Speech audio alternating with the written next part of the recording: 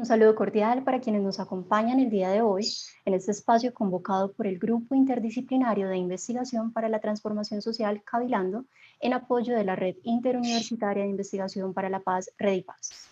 Hoy estaremos continuando con este ciclo de Pensamientos Incómodos América Latina, un espacio que, como hemos dicho previamente, pretende ser un programa de opinión en formato de conversatorio virtual para la audiencia del escenario político alternativo en Latinoamérica.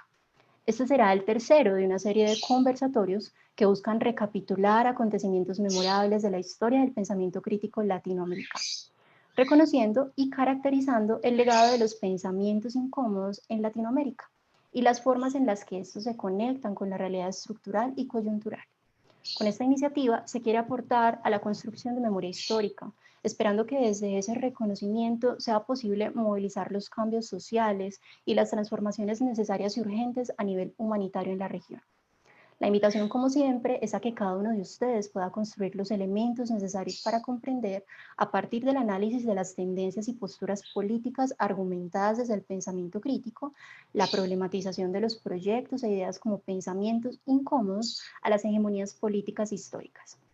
Esta propuesta se desarrolla desde el formato multimedial, abierto y libre, en construcción de un proyecto de opinión crítica que marque la diferencia en la búsqueda de incidencia política para una audiencia reflexiva.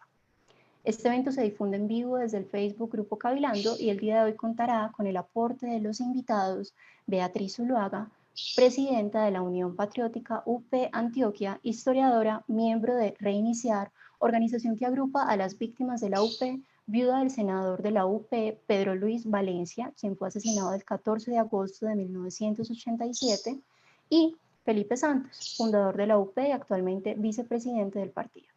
Además, el espacio de hoy estará dinamizado con base en preguntas surgidas de los equipos de trabajo de las líneas de investigación del grupo Cabilando Redipaz, que en este caso serán orientadas por Yanni Vallejo Duque, abogado especialista en Derecho Penal, defensor público, investigador del grupo Cabilando, y Héctor Alejandro Zuluaga Cometa, politólogo, especialista en Derechos Humanos, candidato a Magíster Unaula, militante del Partido Comunista de Colombia e integrante del grupo Cabilando, y quien los acompaña como moderadora, Laura Arango, psicóloga de la Universidad de San Buenaventura. Por supuesto, también estaremos conversando con sus interrogantes y los comentarios que nos realicen vía chat, recordándoles que el material quedará guardado en nuestras redes para que ustedes puedan recurrir a él y así retomar y contrastar posturas sobre lo que ha implicado pensar críticamente sobre las decisiones que nos afectan realmente como sociedad latinoamericana. Para adentrarnos en la temática que hoy nos convoca, quisiera invitarlos a ver un pequeño video.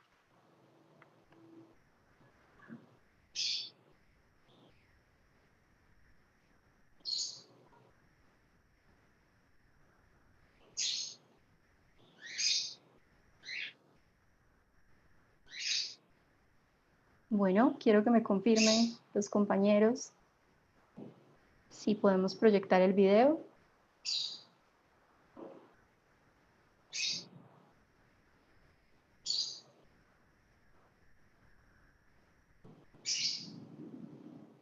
Bueno, aquí está.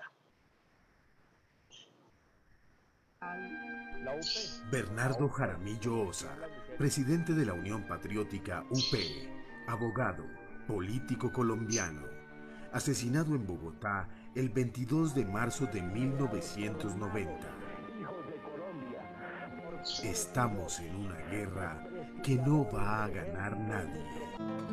Una vez un país en llamas, un rey suicida lo gobernaba.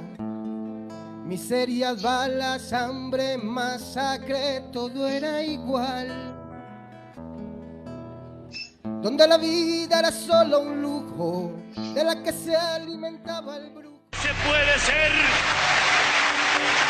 consecuente con la paz y hablar de paz mientras no se combate efectivamente a los grupos paramilitares. Nosotros estamos convencidos que han cambiado muchas cosas en Colombia, de que se ha abierto el espacio y la convicción de la inmensa mayoría de los colombianos que la única alternativa y la única salida es la salida política, y que la salida política al conflicto armado pasa por el diálogo entre el gobierno y la insurgencia, toda ella democracia en su conjunto y la interlocución también válida de la sociedad civil para encontrar caminos de reconciliación.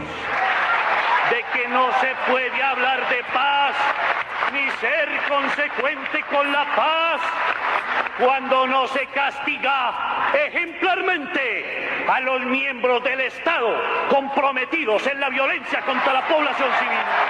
Pero también he reseñado que Colombia no soporta otra experiencia como la de nuestro movimiento, la Unión Patriótica, como la del Frente Popular, como la de Luchar, que han pagado con la vida de sus principales dirigentes su decisión de la lucha por la democracia en condiciones de legalidad.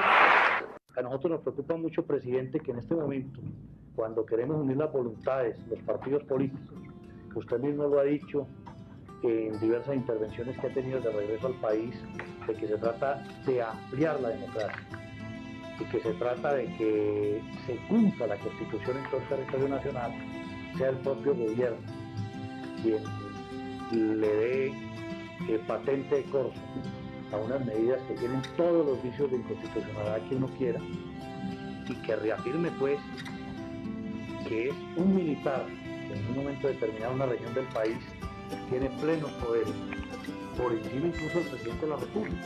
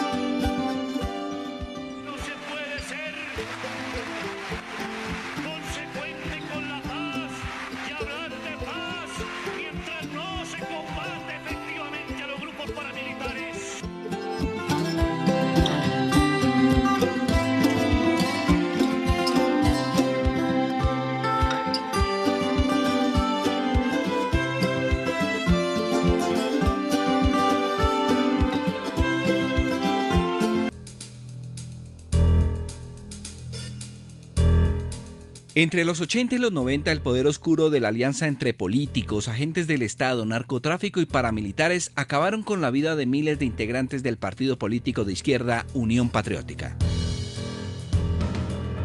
Para 1990, su candidato presidencial era el manizaleño Bernardo Jaramillo Osa, de 35 años y con discretas opciones. Yo nací en el páramo, debajo de una mata de café, me hice políticamente el Urabá. Pocos meses antes había regresado al país luego de un exilio. Me fui porque realmente era irrespirable ya el ambiente para mí. Las mismas autoridades del orden nacional y de la seguridad me aconsejaron salir del país. Las causas de esas amenazas eran claras para Bernardo Jaramillo. ¿Usted fue amenazado, doctor Bernardo? Hombre, y a mí sí, reiteradas veces, y sobre todo que son las informaciones de las propias autoridades de la seguridad en ese momento, en el mes de febrero, quienes me ratificaban pues el peligro que estaba corriendo. Regresó con la esperanza de que Colombia había cambiado. Pienso, Yamil, que de todas maneras, antes de yo salir, todavía no había una actitud decisiva del gobierno nacional para enfrentar el flagelo del paramilitarismo. En estos 4 meses es innegable de que se han tomado medidas importantes. Jueves 22 de marzo, 8 de la mañana en el puente aéreo de Bogotá. Bernardo Jaramillo se apresta a tomar un vuelo hacia la costa norte para descansar unos días. Un joven creyó que ser sicario era un acto de valentía. Disparó su arma contra el candidato presidencial de la Unión Patriótica. El periodista de Caracol Radio en el puente aéreo, Manuel Salazar, reveló lo que poco a poco se iba conociendo de estos hechos. El sicario se encontraba, según versiones de la policía, se encontraba sentado leyendo un periódico al pie de la entrada número 3. Cuando hizo su ingreso, el doctor Jaramillo Osa desenfundó una mini Ingram. Exactamente fue con lo que disparó contra el doctor Bernardo Jaramillo Osa. Testigos le contaban a Caracol Radio lo que vieron esa mañana del 22 de marzo de 1990. Y cuando sacaban al doctor Bernardo Jaramillo, iba vestido de una chaqueta azul y llevaba mucha sangre en su espalda. Sobre las 9 de la mañana se conoce el desenlace de este atentado. Y Caracol Radio se lo contó hacia Colombia, con el periodista Guillermo Rodríguez. La cadena Caracol de Colombia ha podido saber de una fuente oficial del hospital clínico que la policía ha fallecido el doctor Bernardo Jaramillo Osa. Ha fallecido hace pocos momentos pese a la denodada trabajo que hizo el equipo médico del hospital que atiende a los asuntos de la policía. Ha fallecido víctima de un atentado en el aeropuerto internacional El Dorado el candidato a la presidencia de la República por la Unión Patriótica, Bernardo Jaramillo Osa. Hay una evidente tensión a las puertas de la clínica. De inmediato se produjeron protestas de integrantes de la UP que veían cómo el crimen seguía diezmando a un movimiento que buscaba espacios políticos a través de las urnas. En el 2014, la Fiscalía declaró el asesinato de Bernardo Jaramillo y otros contra integrantes de la UP como de lesa humanidad. Y recientemente, la Jurisdicción Especial para la Paz, JEP, aceptó a la Unión Patriótica como víctima del conflicto.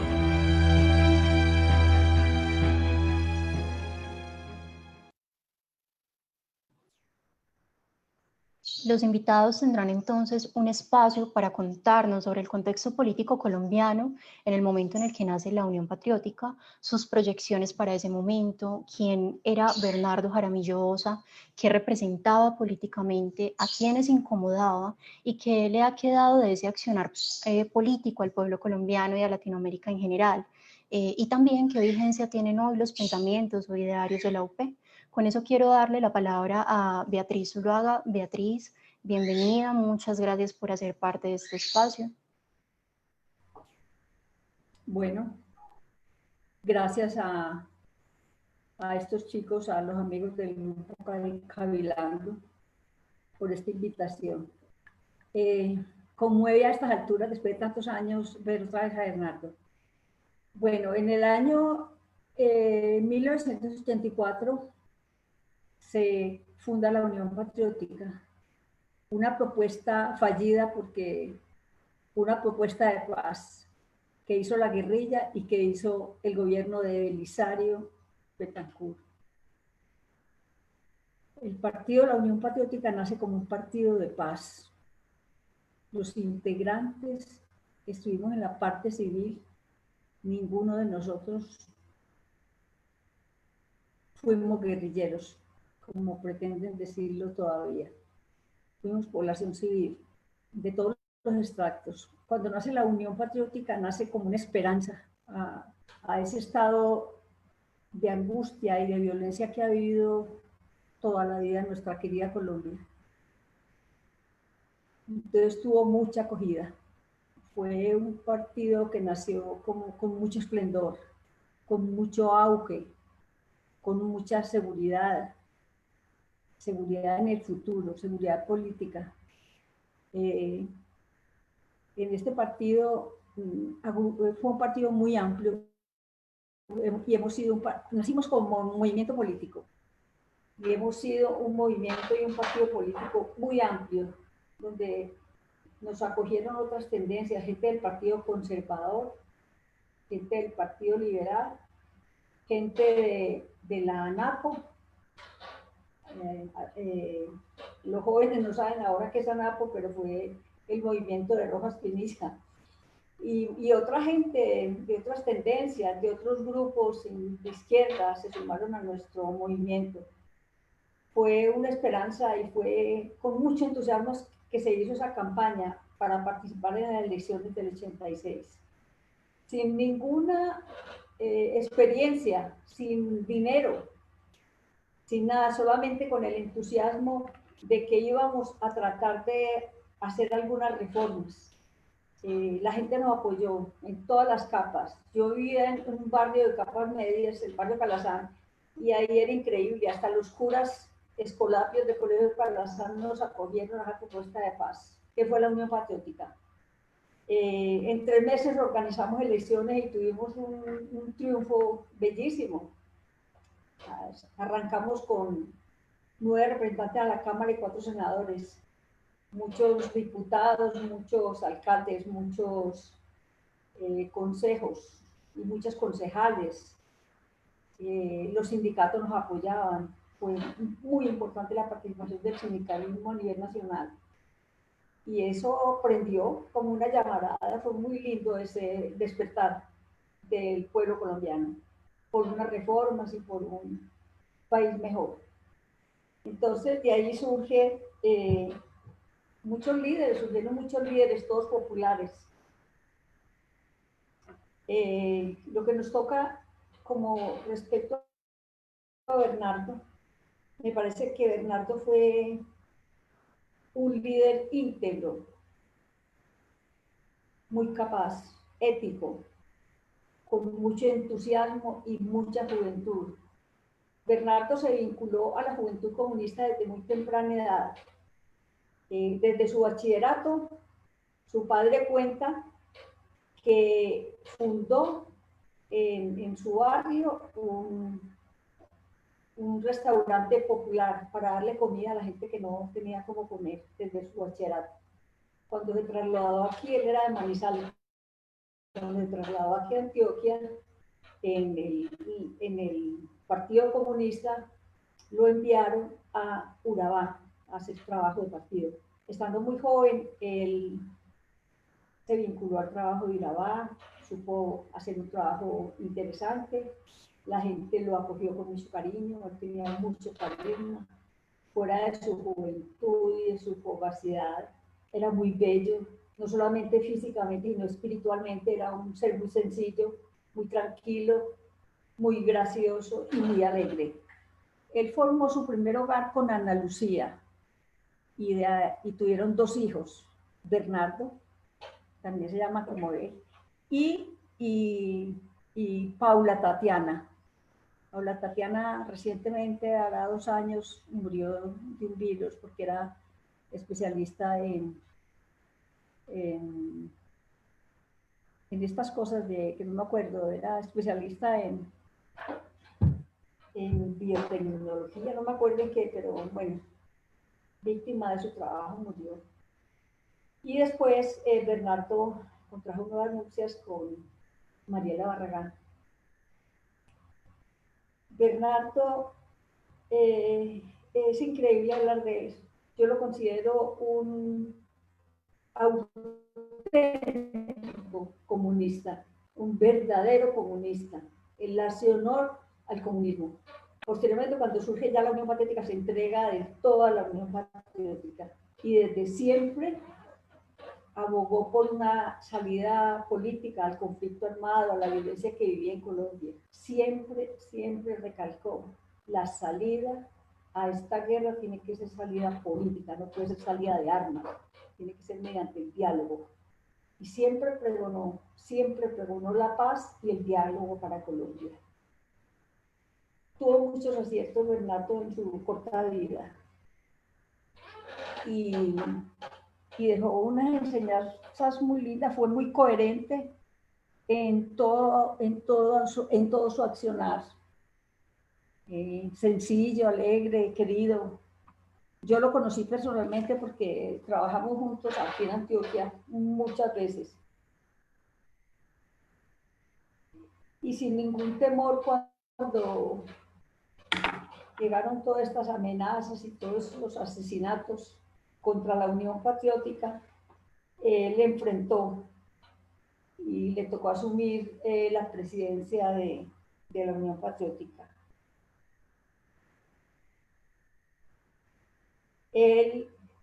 Me gustaría hablar un poquito sobre lo humano, porque me parece más lindo lo humano pues que lo político, y lo político también forma parte de lo humano, pero hay cosas muy lindas de él. Por ejemplo, después del asesinato. Es muy extraño que asesinen a un hombre con 16 escoltas en un aeropuerto. Eso fue un crimen estatal.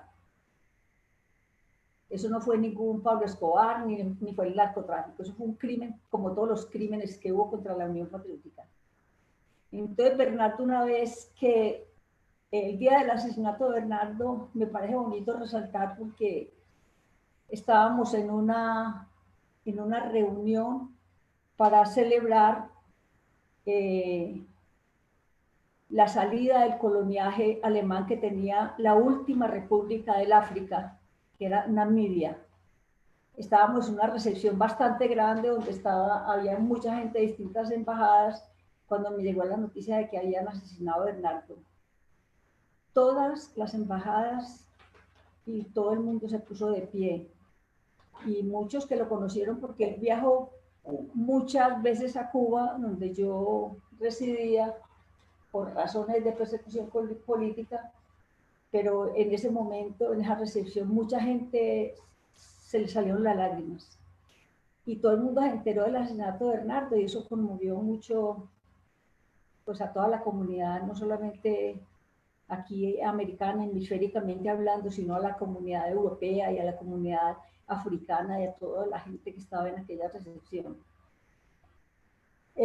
Bernardo una vez, cuando regresaba de Cuba, porque él iba con mucha frecuencia, y lo que pedía, cuando le decíamos, ¿qué quiere hacer? Y me decía, caminar, caminar, sin escoltas, sin carros, sin nada, caminar por las calles tranquilas de La Habana. Eso me parecía muy bonito, no quería hacer nada más, sino caminar tranquilamente. Eso me parecía muy humano de él, porque aquí en Colombia no podía caminar, no podía hacerse el lujo de caminar. Y una vez, regresando de La Habana, algunos pilotos, que no voy a decir de qué aerolínea, le dijeron que lo iban a asesinar a la entrada de Bogotá, que se tenía que vestir con la ropa de ellos para que pasara como piloto. Y eso hizo. Él se vistió como un piloto de aviación y así pudo salvar unos días más la vida. Pero de todas maneras, posteriormente siempre lo asesinaron. Y Bernardo siempre decía, pues, si me matan y puede servir de ejemplo el sacrificio de mi vida, yo voy a morir tranquilo. A mí eso me parecía muy bonito. En la muerte de él, cuando lo llevaron a Manizales, el arzobispo de Manizales, de apellido Pimienta, no me acuerdo el nombre, dio la orden de que ningún cura en Manizales le podía decir una misa a Bernardo Jaramillo. Y eso fue muy triste para su papá y para su mamá porque ellos pues eran católicos y creyentes. Todo el mundo era creyente y eso fue muy triste. O sea que lo persiguieron hasta después de la muerte. Eso me parece muy absurdo. Parece aberrante que a un ser humano le nieguen un servicio de su credo religioso. Entonces Bernardo, de todas maneras, él sabía que lo iban a matar, él lo sabía. Y ofrendió su vida por la paz. Y eso merece mucho respeto. Otra anécdota que me parece bueno resaltar, es interesante, cuando Bernardo se dedicó por entero, absolutamente por entero a la Unión Patriótica, alguna persona lo acusó de que era socialdemócrata, de que ya no era comunista, que era socialdemócrata. Y él se moría de la risa de eso, porque él decía que no, que él seguía siendo comunista, aunque se hubiera dedicado más a la Unión Patriótica por ser militante, presidente y militante de la Unión Patriótica. Le pareció más amplio el movimiento, le pareció que tenía más proyección, más acogida. Y eso me pareció muy grande también, que un hombre tan joven, de 30 y pico de años, 32, 33, 34 años, tuviera esa claridad política para seguir adelante y para dar su vida por el país. Eso me parece a mí que merece mucho respeto y mucho honor.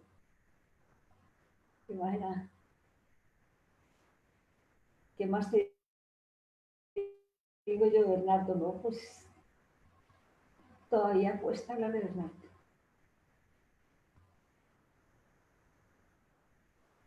Y bueno, pues esta lucha sigue y continúa.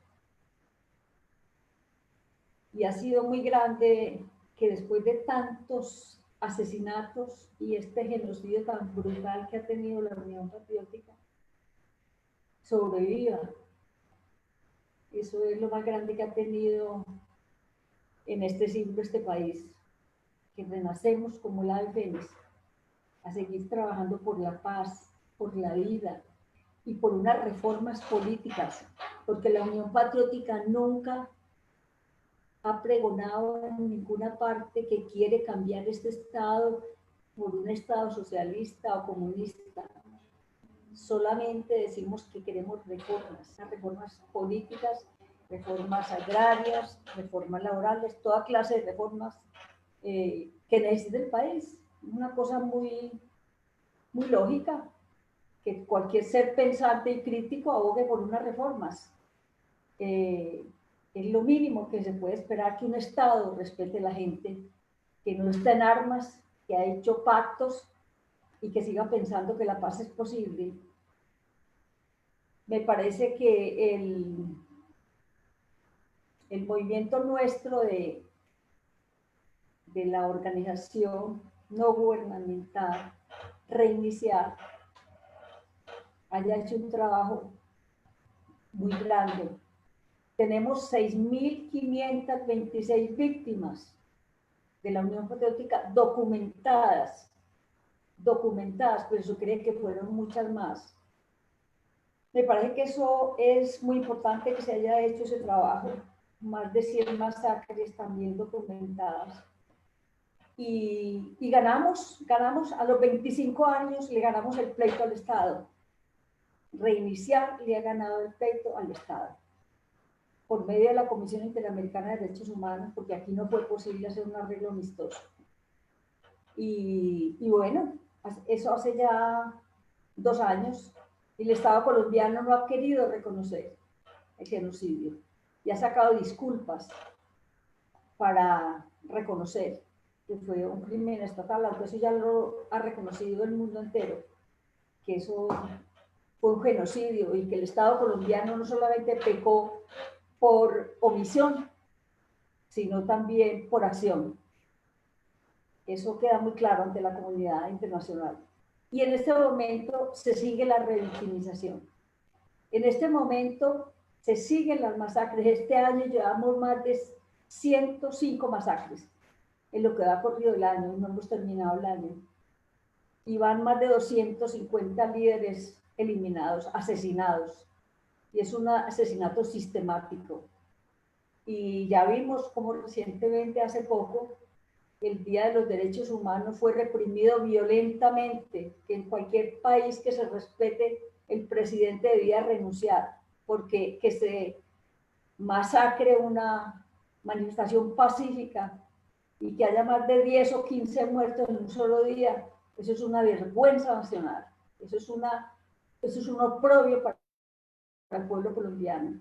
Eso denota que aquí no existe democracia, que aquí lo único que existe es represión y que hay la cárcel o el perfilamiento, como le dicen ahora, y el asesinato sistemático para el que no esté de acuerdo con las políticas neoliberales y de extrema derecha que manejan este país.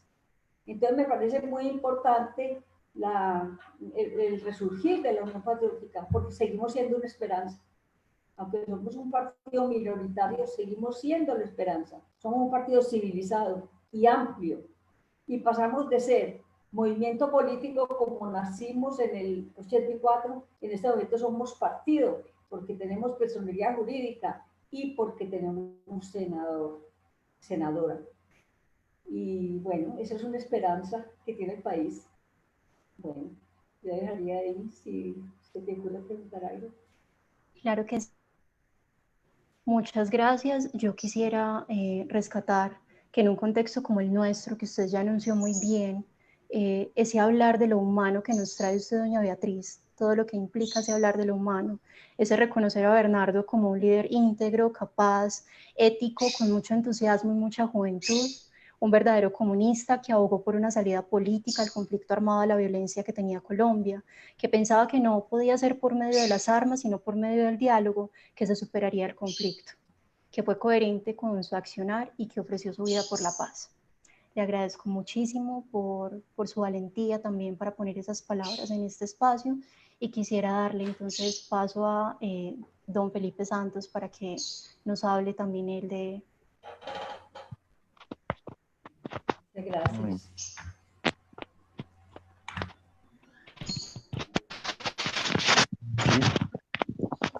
Sí, a mí me gustaría señalar algunos aspectos del surgimiento de la Unión Patriótica.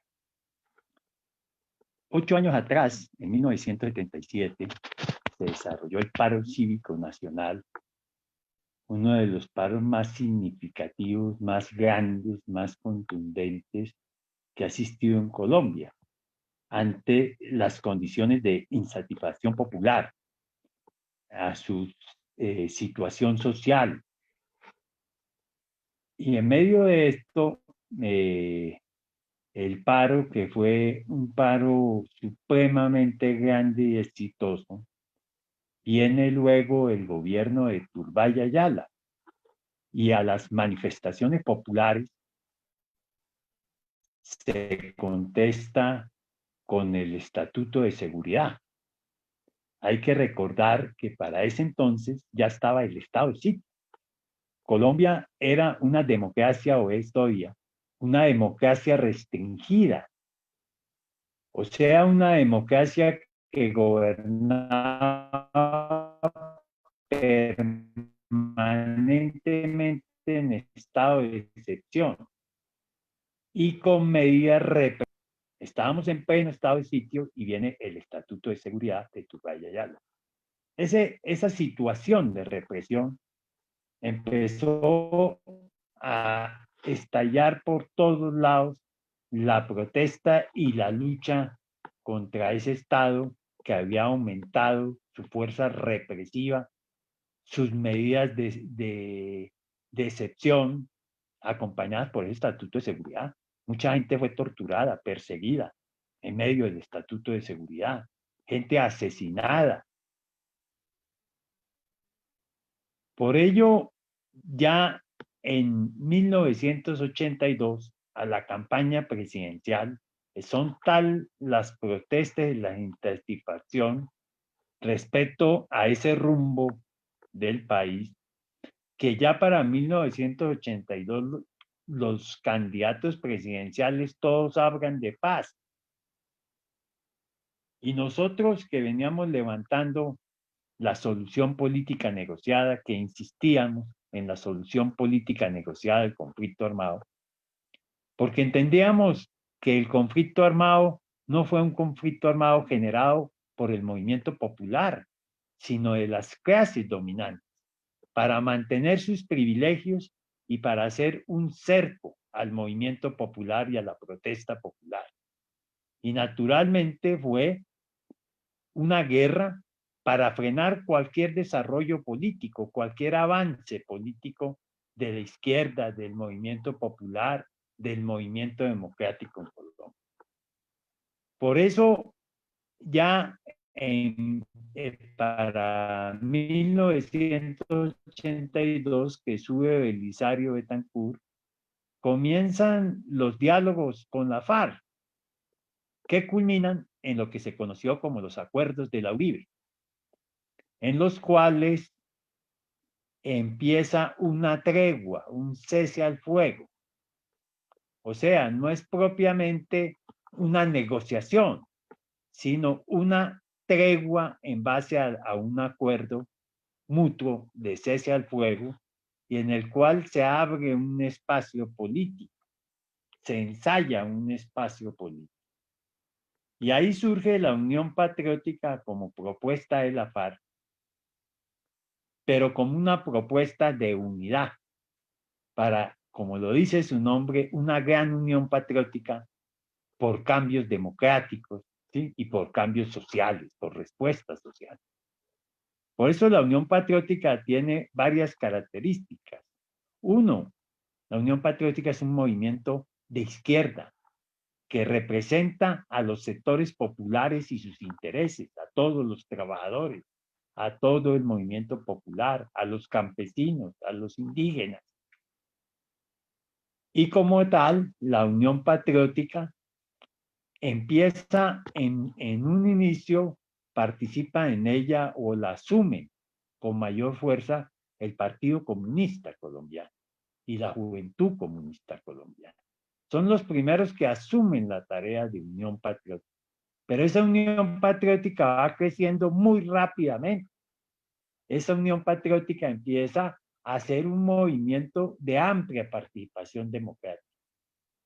A ellos se suman sectores de izquierda muy importantes. Ahí está el caso del Frente Popular, de Aluchar. Bueno, hay distintos movimientos populares que se suman también y sectores revolucionarios que se suman a la Unión Patriótica.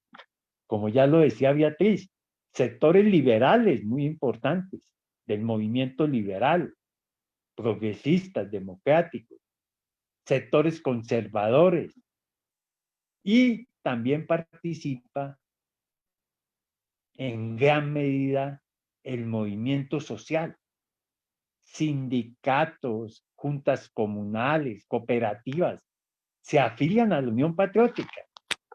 Artistas, una participación de artistas supremamente grande en la Unión Patriótica.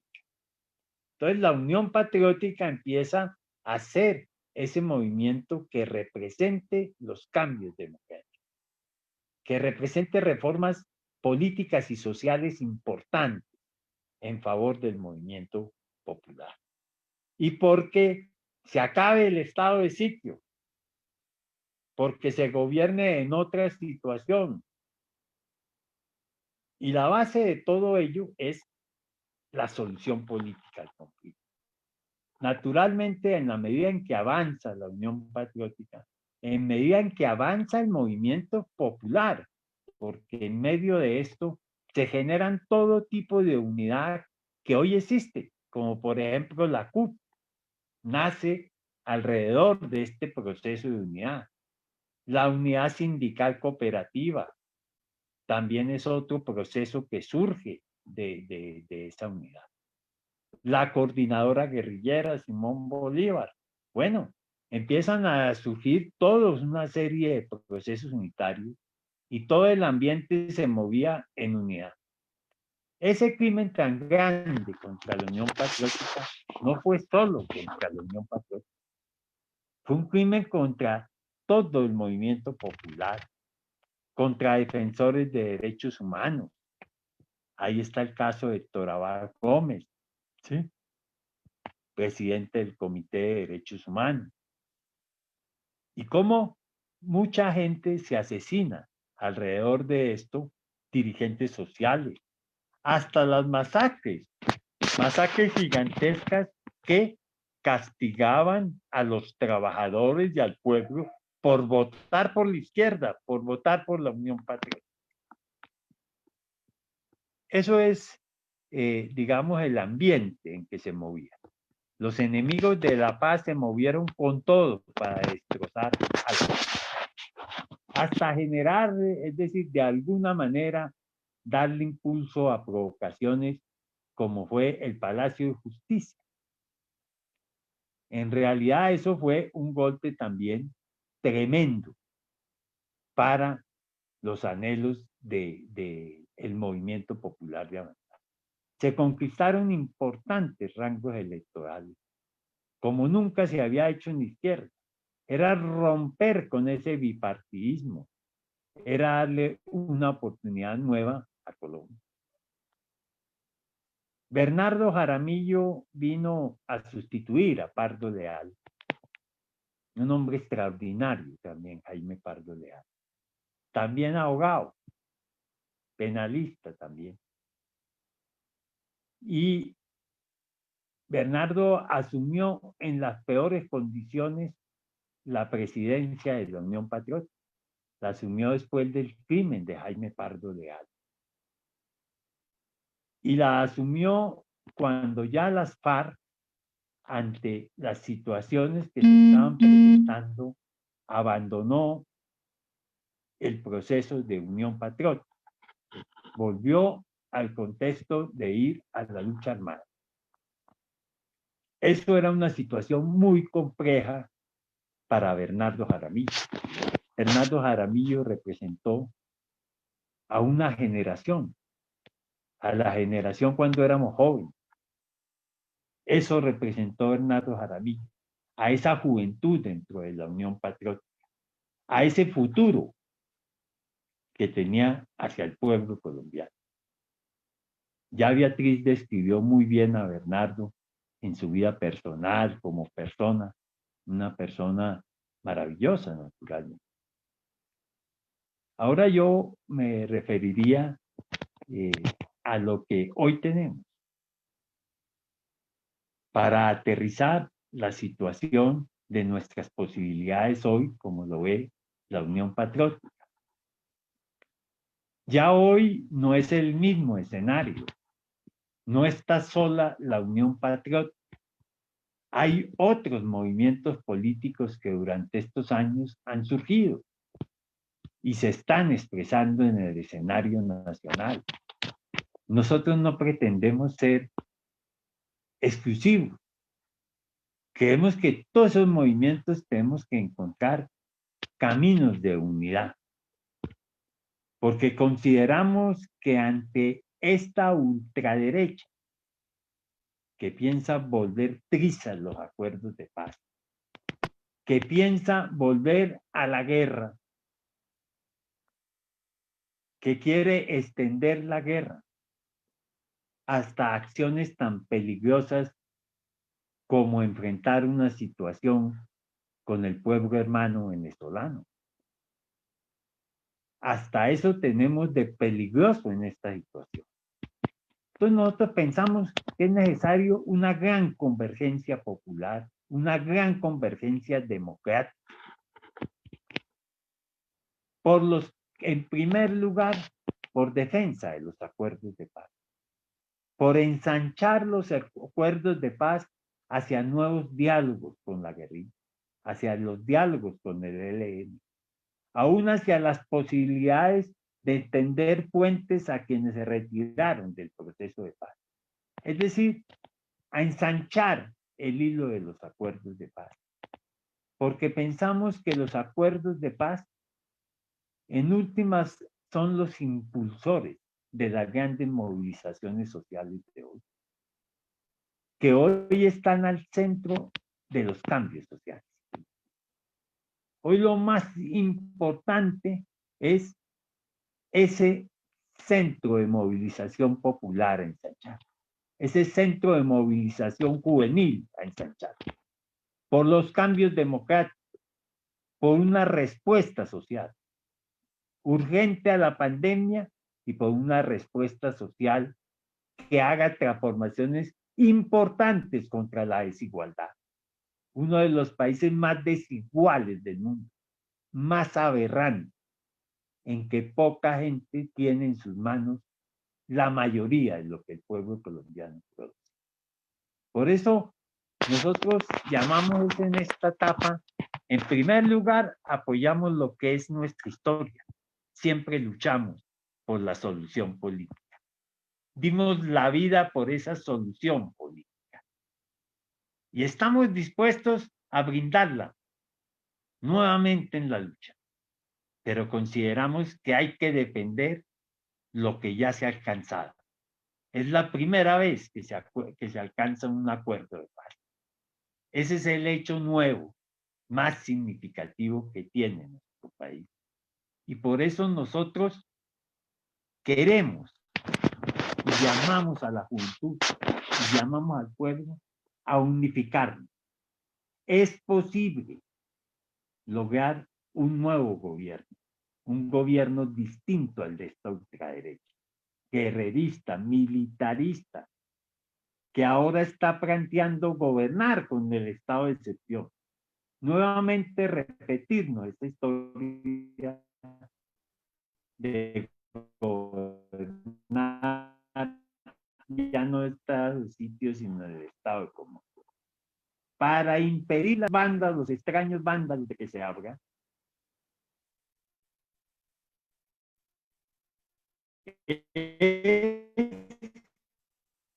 una forma de estigmatizamiento popular. El pueblo hoy, con los acuerdos de paz, no va a retroceder fácilmente. Podemos avanzar hacia una paz completa.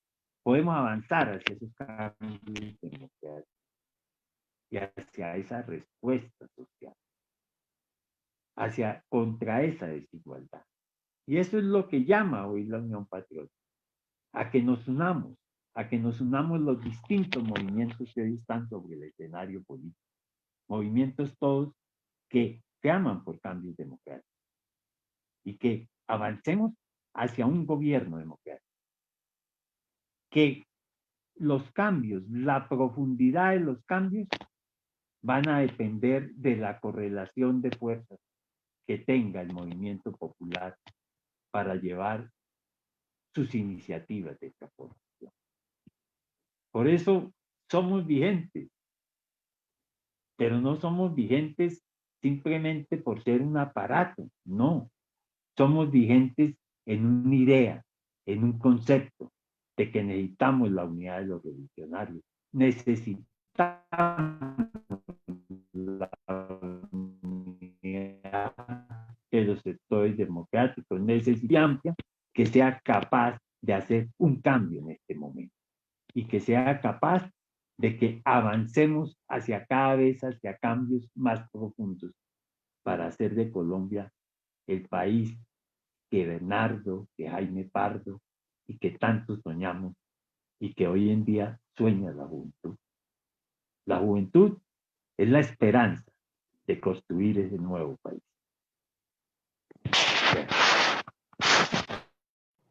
Muchas gracias, don Felipe. Yo quisiera retomar cómo usted nos trae que la Unión Patriótica surge como una propuesta de unidad que promueve cambios sociales y reformas políticas, como es un movimiento de izquierda que representa a los sectores populares y sus intereses, a los campesinos y a los indígenas. Por tanto, los crímenes no han sido solo contra la Unión Patriótica, han sido contra los sectores populares. Y cómo usted insiste en que hoy debe haber un llamado a la unidad, un llamado a que los movimientos sociales, un llamado a que los sectores populares converjan, porque muy seguramente de esas convergencias van a depender también los cambios que se generen. Quiero entonces darle la palabra a Yanni y a Alejandro. Ellos nos van a apoyar en este momento con algunas preguntas que van a resolver o van a responder los invitados. Alejandro.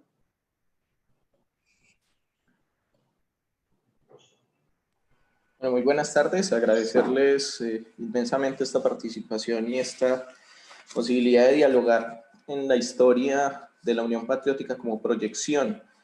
Creo que hay un elemento muy importante a destacar y es cómo la democracia restringida en la que vivimos ha generado un genocidio político contra organizaciones sociales y políticas que han disputado una hegemonía en el poder. Me gustaría de pronto que desde la experiencia que tuvo Felipe en Antioquia, no lo dijimos, pero pues Felipe también debió salir exiliado, pues salió de Antioquia en un momento difícil, que su tarea como militante en el departamento seguramente lo llevó al Urabá. Bernardo Jaramillo era muy querido en Urabá y pues quienes hacemos y hemos hecho vida con la Unión Patriótica sin personería jurídica y ahora con personería jurídica en perspectiva del análisis de este partido político que se ha sostenido, ¿qué puede contarnos y qué pueden contarnos de lo que era Bernardo y cómo era recibido en términos también de su proyección desde el Urabá, que esto nos ubica también en el departamento? He escuchado historias y pues quisiera también que contáramos un poco de esos sectores que componían y que eran pues parte de esa historia política que también Bernardo logró aglutinar. Pues escuché alguna vez en una conversación que incluso hasta un sindicato de mujeres que atendían en bares se logró articular por medio de la Unión Patriótica la opción de de constituirse como un poder político, y lo que hizo Bernardo junto con Nelson Campos, que también fue un dirigente en el Urabá de, si se quiere, en cierto sentido, desarrollar Apartadó y toda esta zona del Urabá, un poco que nos cuenten del papel también de Bernardo en esa historia compartida en el Urabá.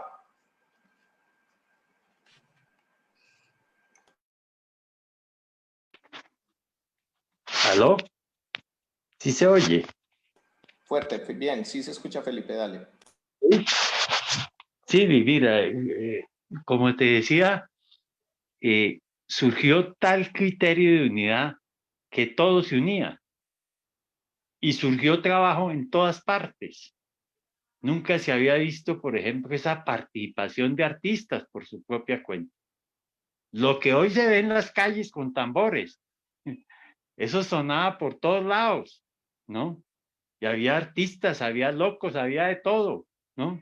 Pero todo el mundo se sentía con una oportunidad de participar de la lucha. Esa alegría, yo creo que ni Bernardo, pensando que lo iban a matar, pero se sentía eterno, como nos sentíamos todos. Es decir, era una juventud muy alegre, en medio de semejante masacre. Era una juventud que participaba en todo. Era el caso de Bernardo. Bernardo organizaba todo, ¿no? Podía llegar, pues, que no, que las trabajadoras sexuales, que de tiempo no tenían derecho a ninguna organización, ni a nada. No, se organizaban, peleaban, participaban, desfilaban. Entonces empezó a romperse toda esa estigmatización hacia distintos sectores, ¿sí? Todos tenían derecho. El pueblo empezó a salir con lo que podía. Eso es lo maravilloso también del trabajo de Bernardo, ¿no? Él todo donde llegaba lo organizaba, lo unía, lo ponía a pelear por sus intereses y por los intereses del pueblo. Entonces eso era lo que crecía y alarmaba a los sectores más agresivos, que se sentían amenazados. En Urabá, particularmente el movimiento obrero de los trabajadores bananeros, que tenía esa larga historia de las bananeras.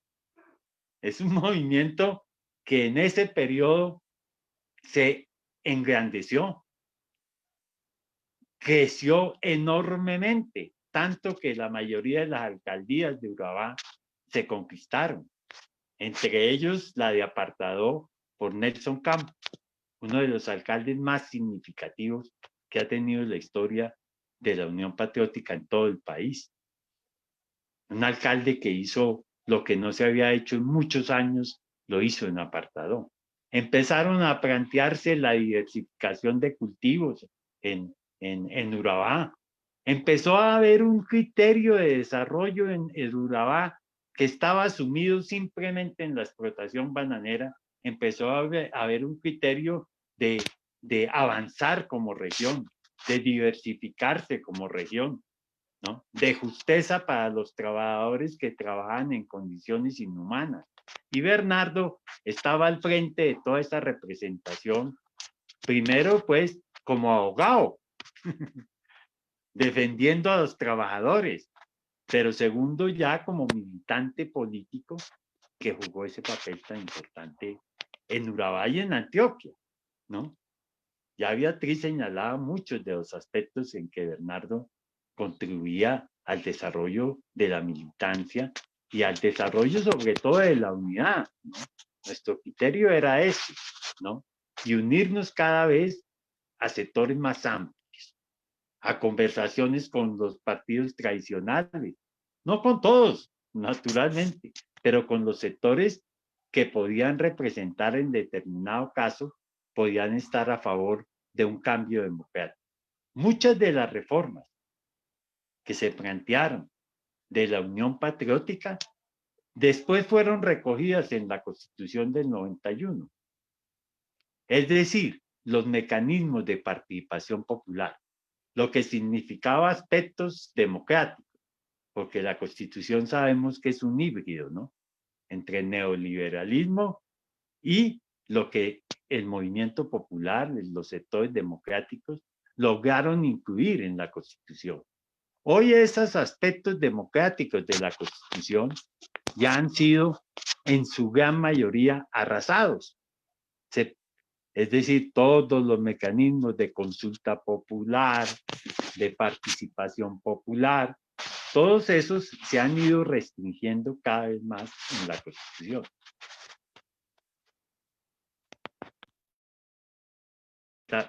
Dejo ahí. ¿Aló? Muchas gracias, muchas gracias. No sé si doña Beatriz quiere complementar o quiere aportar también algo. Doña Beatriz, le recuerdo el micrófono.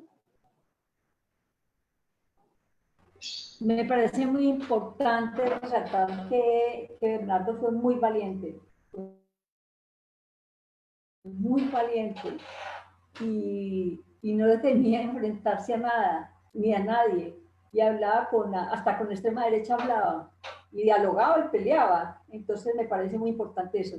Ese rasgo de Bernardo es digno de honores, porque su juventud no sucumbía ante nada. Su juventud, su alegría y su don de gentes, que era muy sencillo, pero ante todo su valentía y su sinceridad, su seriedad, su sencillez, porque el ser humano entre más sencillo, entre más grande y más sencillo, más grande se hace. Solamente eso. Muchas gracias. Bueno, antes de darle la palabra también a Yani, que nos va a aportar con sus preguntas, quiero darle los saludos a algunos docentes que nos están viendo el día de hoy, a la Fundación Forjando Futuros, que están conectados escuchándonos. Quiero saludar al sureste de Brasil y a la Amazonía. Muchísimas gracias por estar en este espacio. Ahora sí, Yani. Gracias, Laura. Celebrar entonces el espacio es importantísimo para nuestros días, volver a traer a la memoria esas personas históricas y esas personas que han aportado y que de pronto por la trascendencia de los momentos nos pasan de largo y lo olvidamos. Como lo decía la compañera Beatriz, el compañero Felipe, pues ya son 30 y 33 años respectivamente de la desaparición física, pero nunca en sus hechos y en la trascendencia de lo que implicaron. Ver, como abogado, pues ha sido visitante de los palacios de justicia y ver cómo cada vez Sazonal sigue reivindicando la memoria como fundador de Partos Leal es bastante meritorio y es bastante reconfortante conocer que ese arzobispo que hablaba Beatriz, que un año después le niega a los padres, porque no se lo negó a Bernardo, se lo niega a los padres un año después, le niega la posibilidad de que se realice el homenaje. Eso sí hay que nombrarlos porque hacen parte también de esa victimización.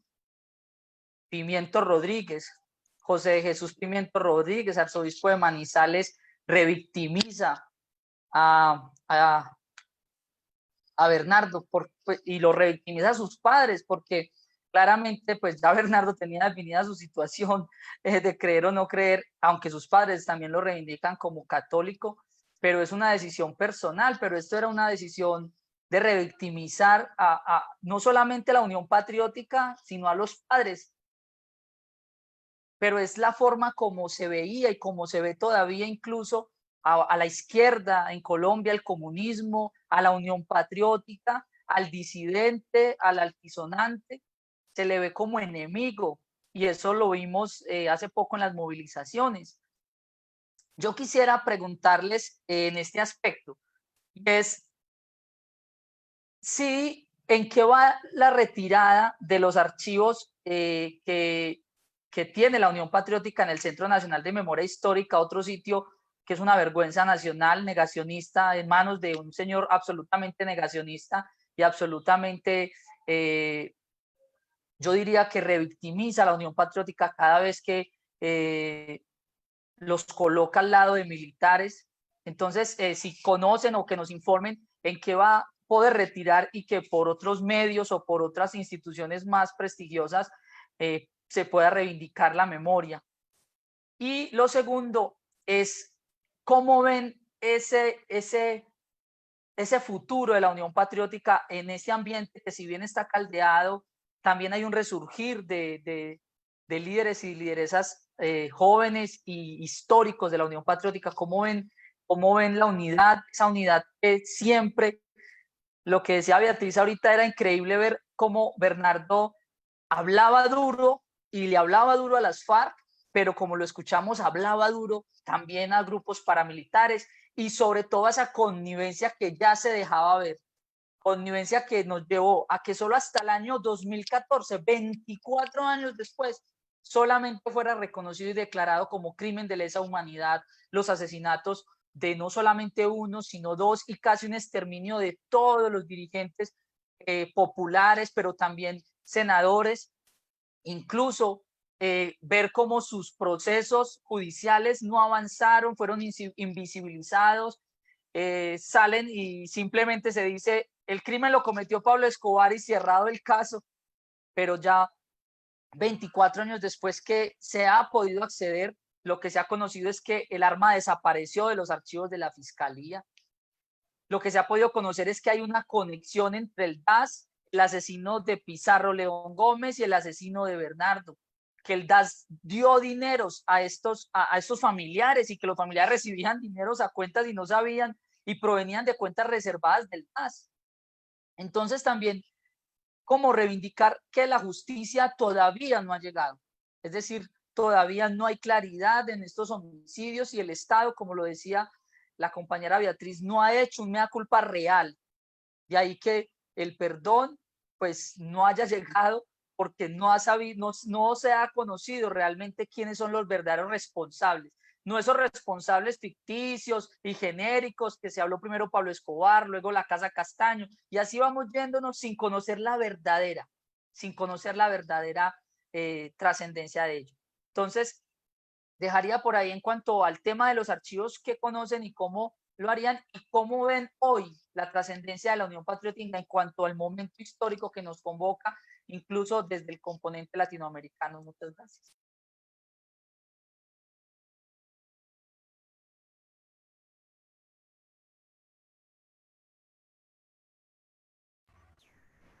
Yo quisiera agregar que es tanta la impunidad en este país que hace por ahí 5 años estaba en la Dirección Nacional de la Fiscalía Néstor Humberto Martínez, y ahí se había creado con anterioridad una unidad de investigación y contexto.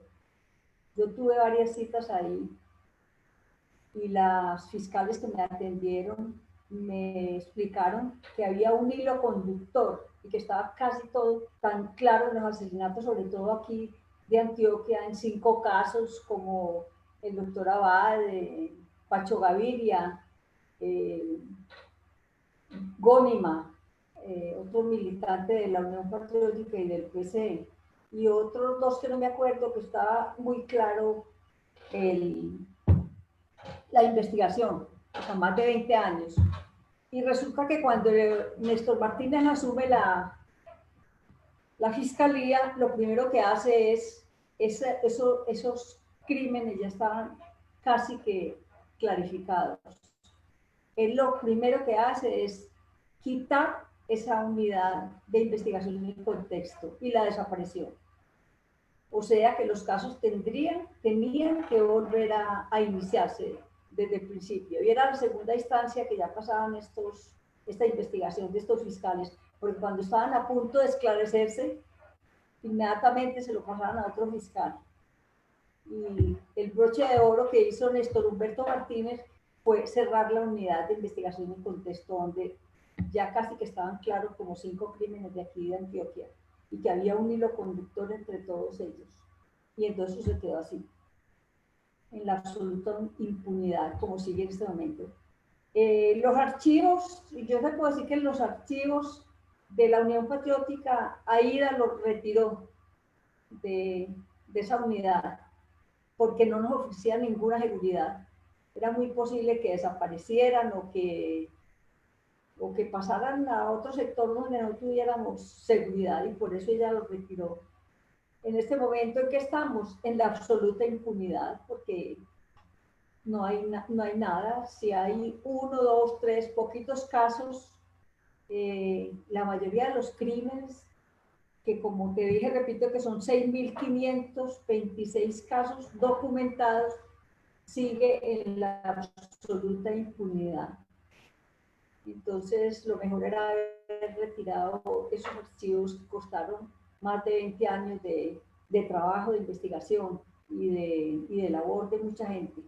Eso les podría decir yo sobre los archivos de reiniciar de la Unión Patriótica.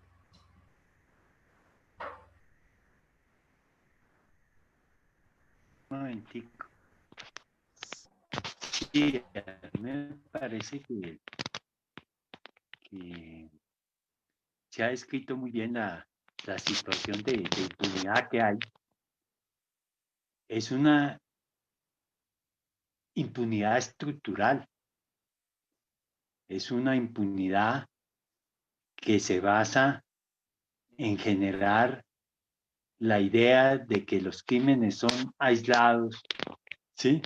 De que los crímenes no tienen que ver con una política, no tienen que ver con una represión desde el Estado, y el Estado prácticamente no tiene ninguna responsabilidad en eso, ¿no? En los crímenes de ayer y en los crímenes de hoy, el Estado tiene una responsabilidad. El Estado se ha hecho el ciego con los castigos que merece.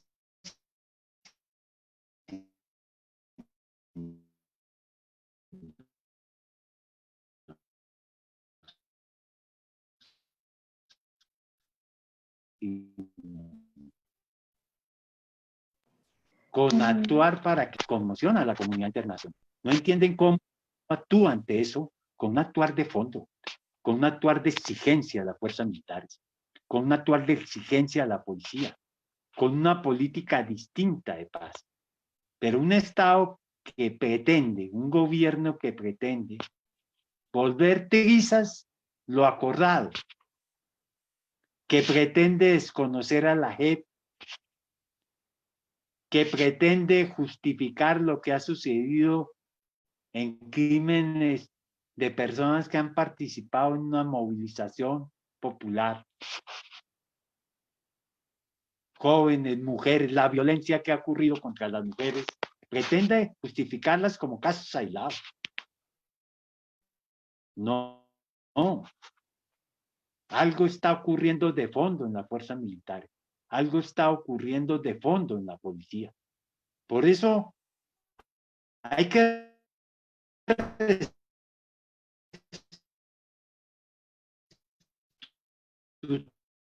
estructurar,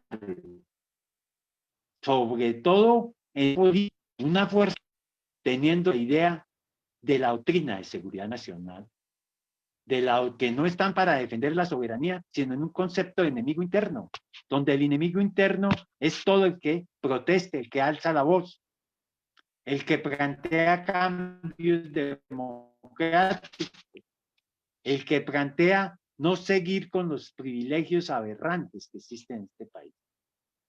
Entonces es la conducción política, porque todo Estado necesita una fuerza militar, todo Estado necesita de una policía, pero necesita de una visión democrática del ejército, de la policía.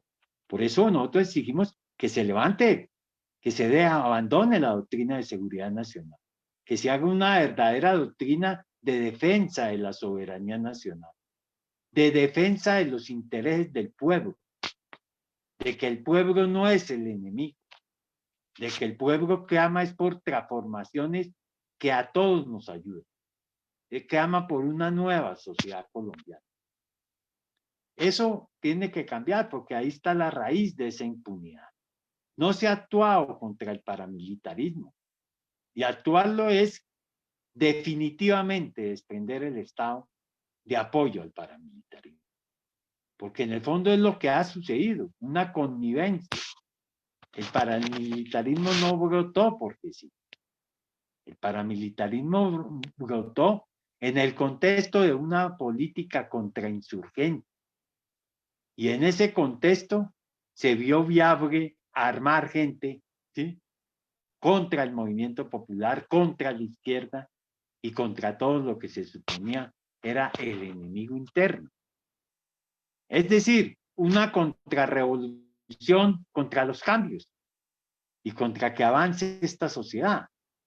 Eso es lo que nosotros decimos tiene que cambiar, tiene que transformarse, tiene que haber justicia social en el campo, tiene que haber derechos para los campesinos. La concentración en la tierra en Colombia, de la cual se ha alimentado la guerra, es aberrante. No más en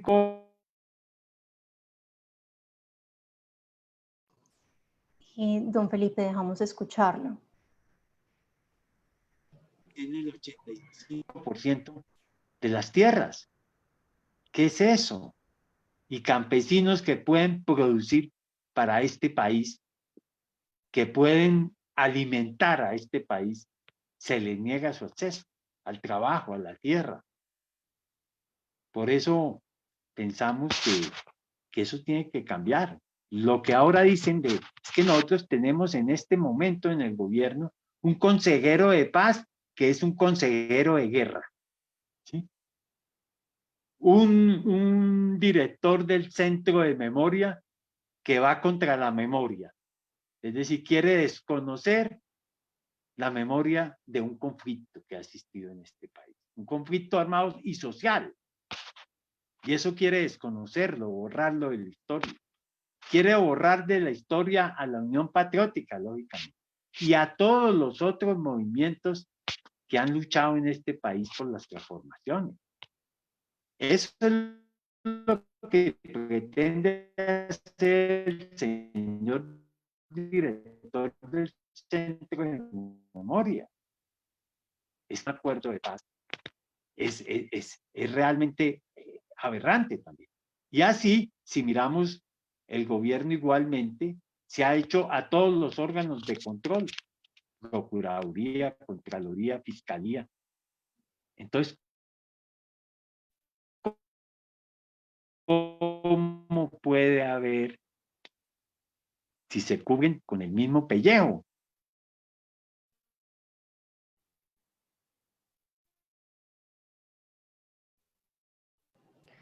Bueno, no sé si estamos teniendo problemas de conexión. Yo quiero, y me disculpa, don Felipe, es que allá mientras vamos retornando a la conexión, quiero darle la palabra a Alejandro, que quiere hacer una última intervención, no sin antes saludar a Andrés Peña, secretario departamental de la UP en Antioquia, y también saludar a las viudas e hijos de las víctimas de la UP en Medellín. También quiero invitarlos, porque ya vamos a tener un siguiente momento de preguntas, donde están sus preguntas, sus comentarios. Quiero invitarlos a que nos comenten mientras Alejandro hace su intervención.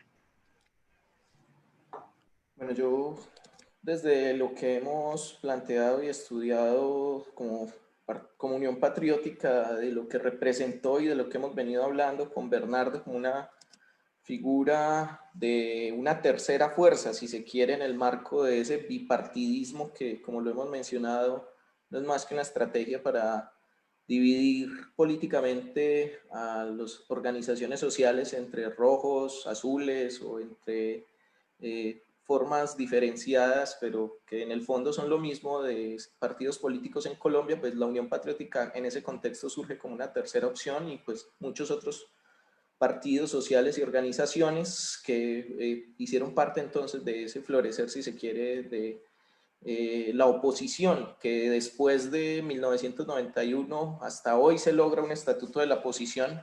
Quiero en ese contexto preguntar a 2022, ¿cuál es el sueño o cómo conciben el sueño que pudo haber tenido Bernardo de, como narra en una de las crónicas que encuentra uno en internet, él solo quería un país en el que tranquilamente se pudiera sentar a darle maíz a los pájaros antes de ir a cine.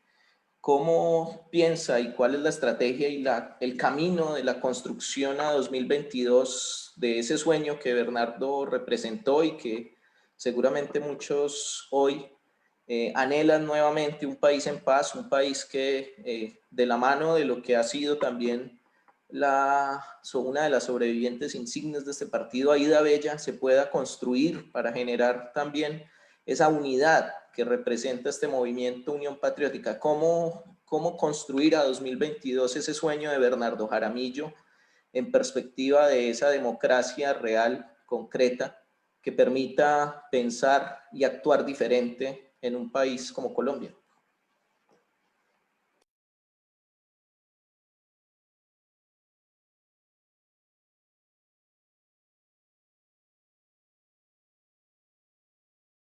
Es para mí una pregunta.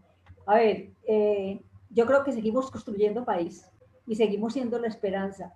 Y me parece muy importante decir que la Unión Patriótica es no solamente el partido de la paz, sino el partido más amplio que puede existir en Colombia.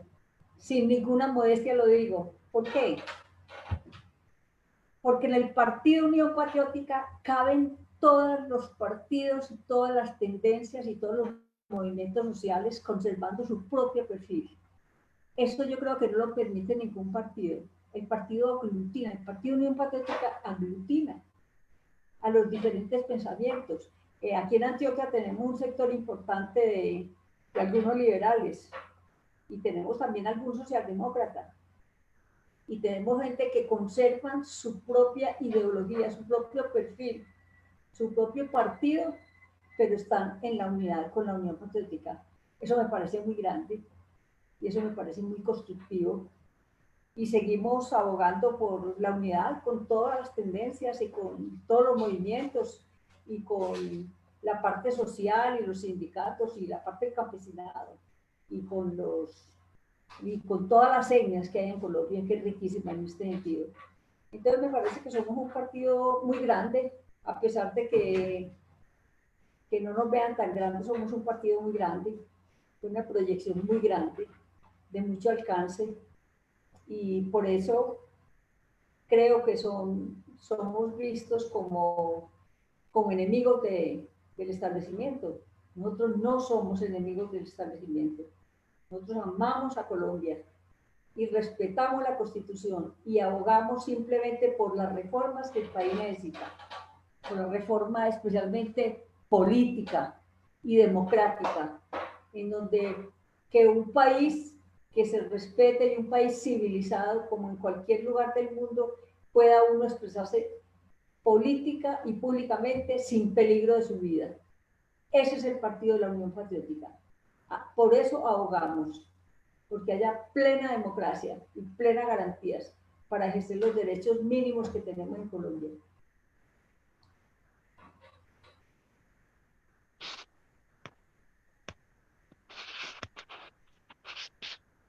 Sí. Sí, mira. Lo escuchamos. Dale. ¿Sí me escuchan? Sí, ya lo escuchamos. Dale, Felipe. Sí, mira, nosotros en esta etapa, ya Beatriz definía muy bien la amplitud de la Unión Patriótica.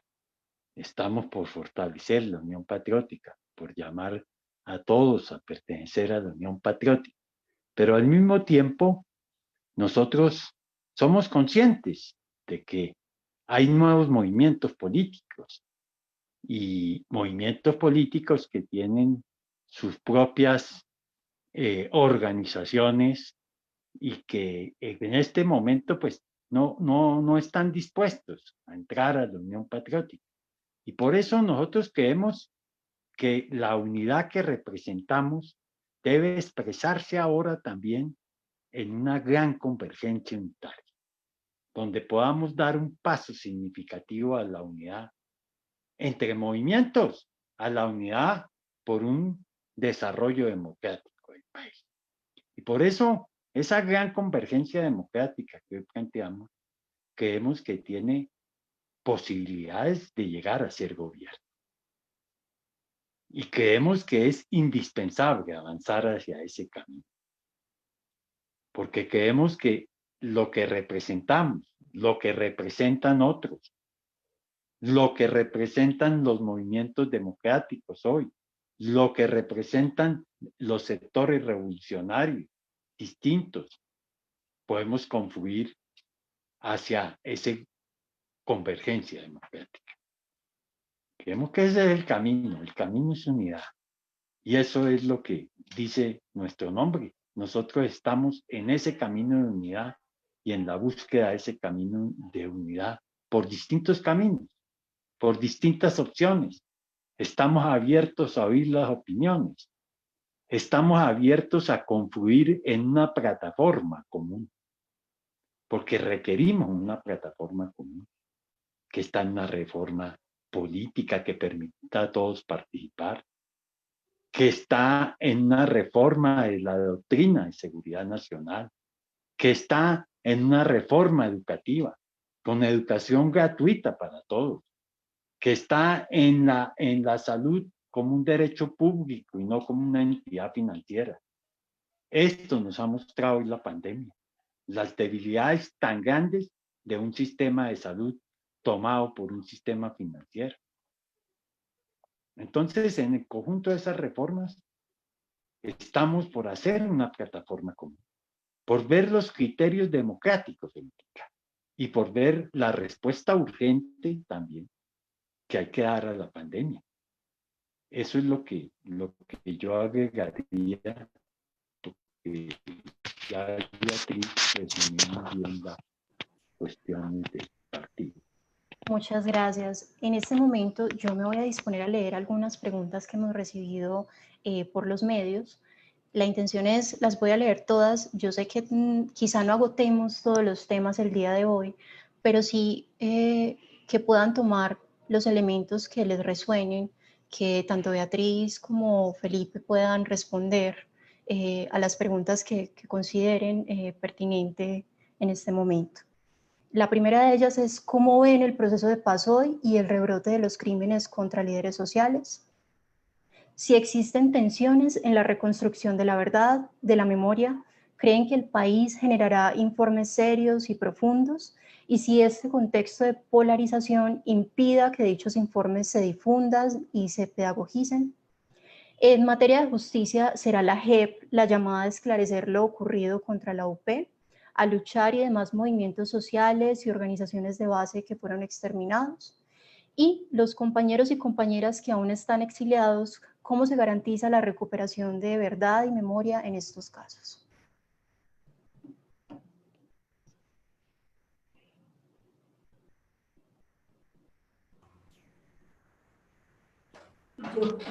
Para mí la JEP hoy día sí es una alternativa de justicia. Esta es una justicia transicional, ya que el Estado colombiano no ha hecho justicia nunca. Entonces tengo mucha fe en la JEP. Me parece que es el instrumento idóneo para dirimir muchas cosas. Y respecto a la polarización, yo creo que quien polariza un país son los guerreristas. Nosotros abogamos siempre por la paz, siempre queremos la paz. Con reformas sociales, por supuesto, no una paz en abstracto. La paz con apellidos, con reformas sociales y la paz con democracia. Entonces, la polarización no obedece a otra causa diferente a la brecha tan profunda que existe en Colombia, donde la inmensa mayoría pasa mil necesidades y hoy día en época de pandemia hay gente que se está comiendo una sola comida al día y hay gente que físicamente está aguantando mucha hambre. Entonces yo creo que sí es justo que esta brecha social se trate por algún medio de superar, porque esta brecha social es lo que produce tanta angustia, tanta violencia y tanta desazón. Entonces nosotros pregonamos la paz. y la polarización obedece a las fuerzas de la extrema derecha y a las fuerzas oscuras de este país, que quieren llamarnos a la guerra por medio del odio y de la estigmatización, porque todavía seguimos siendo víctimas de la estigmatización. Entonces, esas políticas de odio son ajenas a nuestro movimiento Unión Patriótica. Las políticas de odio obedecen solamente a los sectores guerreristas, a los sectores de extrema derecha de esta sociedad, que lo que quieren es guerra, que lo que quieren es arrasar, como lo han hecho hasta ahora, con toda la población que opina o que tiene una opinión diferente a la establecida por ellos.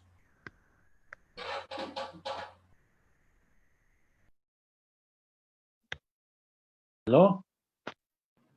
Gracias. Lo escuchamos, don Felipe. Sí, yo me perdí aquí el video, no sé cómo ponerlo. Tranquilo. Sí, aquí se ha hecho un cuento para no permitir la unidad por los cambios. Y es el cuento de que hay dos extremos. Un extremo, pues, es el extremo de la ultraderecha y el otro es que el extremo de la ultraizquierda, ¿no? Eso es una gran mentira, porque los sectores más amplios de la población estamos proponiendo los cambios democráticos, y en eso podemos coincidir amplísimos sectores, desde los sectores revolucionarios, los sectores de la izquierda, con sectores democráticos o progresistas de los partidos tradicionales, o con otros movimientos políticos. Ese afán por los cambios, ese afán por una respuesta social, podemos coincidir, podemos hacer una plataforma común, naturalmente no sin diferencias, no sin aspiraciones distintas en otros campos, pero en el campo que toca actualmente podemos coincidir y avanzar. Ya lo decía Beatriz con mucha razón, quienes viven de la polarización son los guerreristas, los militaristas, de ver cómo enfrentan al pueblo, con mentiras, con odios. No, nosotros no llamamos a eso. Nosotros estamos llamando avancemos por los cambios que necesitamos. Avancemos por esos cambios. Nosotros no estamos llamando pues a la guerra, ni al militarismo, ni a la discriminación. Todo esto de la ultraderecha también retoma ideas fascistas, homofóbicas, racistas, todo un tipo de ideas totalmente contrarias a un país que se proyecta como un país hacia lo nuevo. Yo creo que en esta posibilidad que tenemos histórica, tenemos ahora una gran posibilidad histórica de avanzar, una inmensa posibilidad de cambiar el rumbo del país, de empezar a cambiar el rumbo del país. No nos hacemos ilusiones de que nos van a dar nada, porque nada nos ha sido regalado. Es lo que conquiste el movimiento popular. Y el movimiento popular se está expresando con fuerza. Es ensanchar las movilizaciones. Es su claridad de objetivos, su conciencia, su organización, lo que puede conducir a las transformaciones. Hoy en día, defender y proyectar ideas democráticas en la sociedad está al comando del movimiento popular. No son otros sectores los que están proponiendo pues esos cambios. Es el movimiento popular y podemos coincidir con sectores de centro y con otros sectores. No hay que caer en ese cuento de una polarización que no existe. Los únicos que polarizan son esos que no quieren los cambios, que no quieren ceder privilegios, que no quieren permitir una participación política distinta, que viven de la guerra. que no quieren la paz, que están por destrozar la paz. No han podido, porque el movimiento popular ha defendido, los trabajadores, distintos sectores de capas medias, han defendido la paz y por eso no la han podido destrozar. Bueno, yo creo que ustedes ya lo vienen mencionando, pero yo quiero aprovechar este momento para finalizar nuestro encuentro de hoy, invitándolos a realizar un cierre que retome los aprendizajes del tema como mensajes de lucha para los diversos movimientos hoy, para seguir pensando, luchando una sociedad más equitativa, emancipada y autónoma. Invito en este momento entonces a que cada uno de ustedes pueda hacer ese cierre, incluyendo los invitados y también el equipo facilitador de preguntas.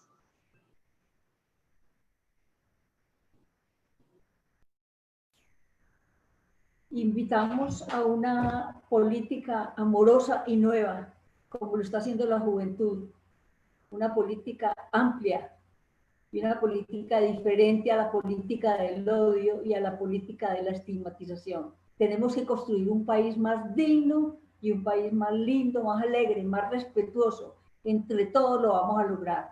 Entonces yo quiero invitar sobre todo a los jóvenes, que son los que están marcando la parada hoy, porque nosotros ya estamos de salida, que sigan en su movilización y que no a la violencia, porque la violencia es la que destruye los movimientos nuestros, que son movimientos de reconciliación y movimientos de protesta, pero protesta pacífica.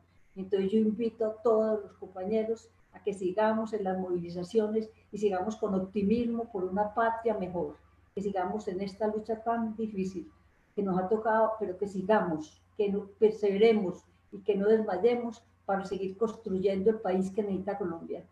Muchas gracias. Sí.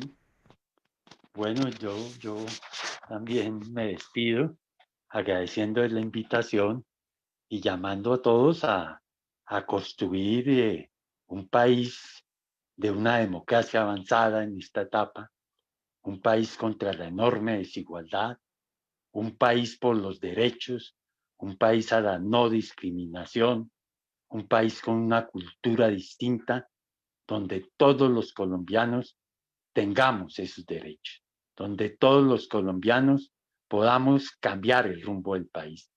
Creo que existe la posibilidad en este momento histórico de avanzar significativamente y los llamamos a todos a esa unidad que nos permita avanzar significativamente para un rumbo que pueda continuar en un país en que cada vez más los trabajadores y el pueblo dirijan su propio destino.